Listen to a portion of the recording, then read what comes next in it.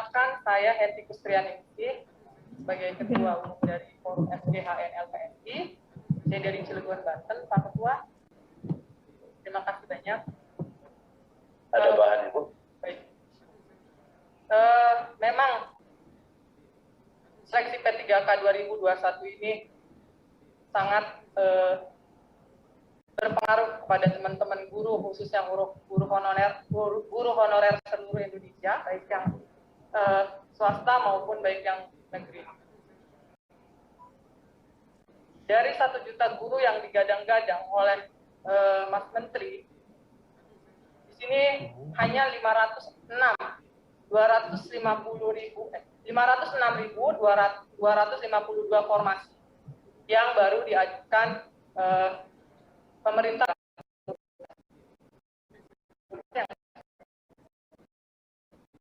Ini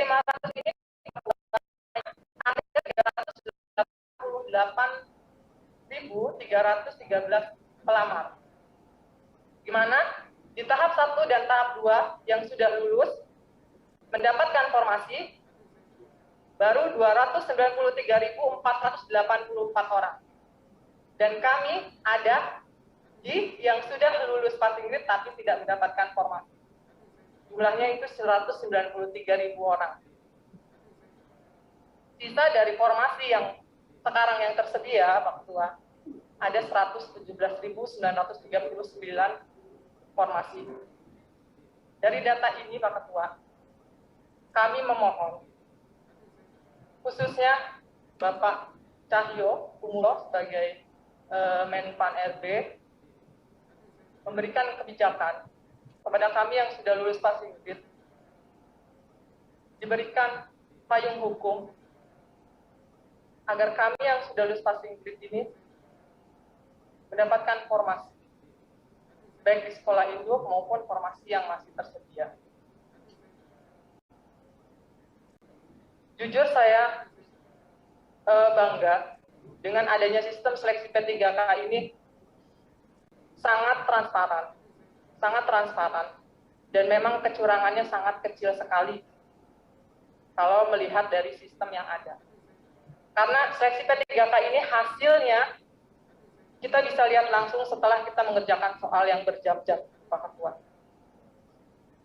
Afirmasi pun sudah diberikan kepada kami, baik yang kategori 2 dan non-kategori 2 dan lain-lainnya, Pak Ketua. Cuman sungguh disayangkan, afirmasi ini tidak adil, Pak Ketua.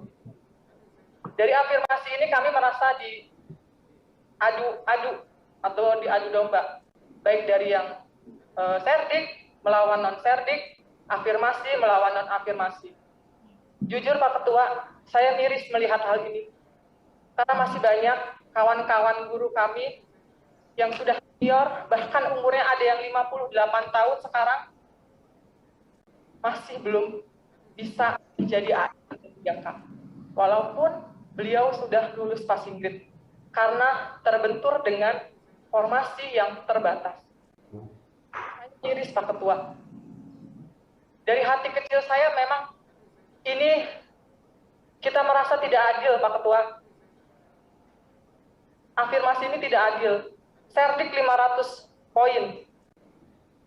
Kita yang tidak mendapat afirmasi, bahkan yang afirmasinya di bawah serdik, itu harus melawan serdik.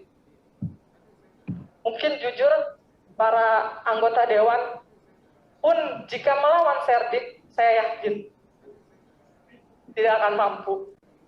Jadi, saya berharap dari pimpinan Komisi 2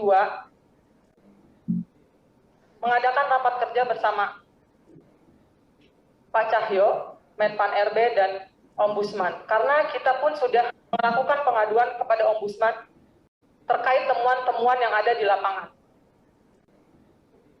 Adanya sistem yang tidak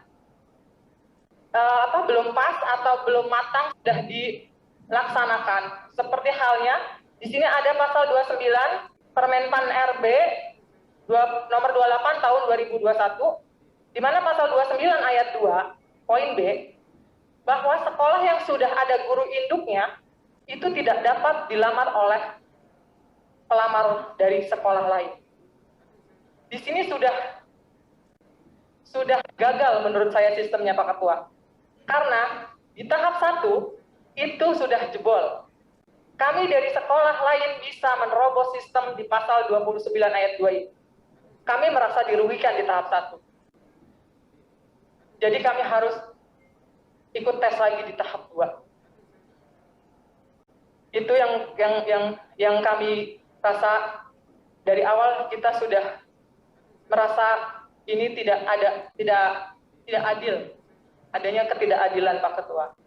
Selanjutnya, persyaratan pelamar. Di sini peserta seleksi itu dicantumkan di pasal 4. Pelamar yang dapat mengikuti seleksi itu, pertama, THK 2, yang kedua guru non-ASN yang terdaftar di Dapodik, yang ketiga guru swasta, dan yang keempat lulus PPG. Fakta di lapangannya Pak Ketua, bahwa ada temuan-temuan guru yang sudah tidak mengajar lagi bisa ikut seleksi P3K ini dan dinyatakan lulus. Yang kedua, di sini tidak tercantum bahwa tenaga pendidikan dan lain-lainnya tidak dapat mengikuti seleksi P3K tahun 2000. Kenyataannya, banyak temuan-temuan yang justru mereka tidak mengajar hanya sebagai tenaga pendidik, kita mengikuti seleksi P3K ini dan dinyatakan lulus. Sedangkan kami yang jelas-jelas mengajar anak didik kami harus berjuang kembali. Di sini kami merasakan ketidakadilannya. Dapat mempertimbangkan hal ini sehingga kami semua guru-guru seluruh Indonesia ini merasakan keadilan yang merata.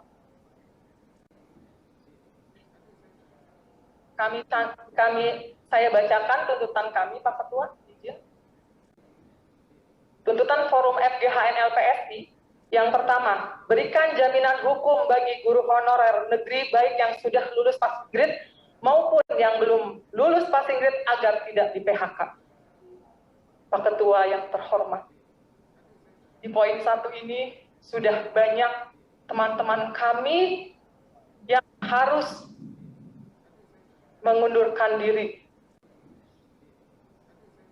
Pengabdiannya sudah bertahun-tahun, tapi karena sudah ada SK dan sudah ada formasi yang akan masuk ke sekolah induk tersebut, sehingga teman-teman kami harus terdampak. Sungguh ini sangat bertentangan pada Undang-Undang Dasar 45, bahwa kami harus menelan pil pahit ini.